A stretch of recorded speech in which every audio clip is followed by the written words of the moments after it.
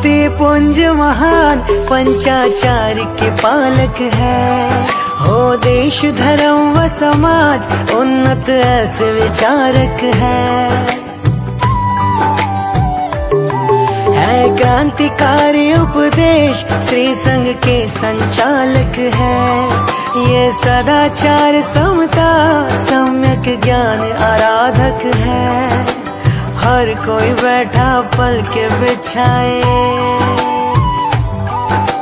हर कोई बैठा पल के बिछाए धर्म के बजे नगाड़े हैं। हर कोई बैठा पल के बिछाए धर्म के बजे नगाड़े हैं। अपनी धवल सेना के संग में महाश्रवण जी पधारे हैं। जय हो गुरु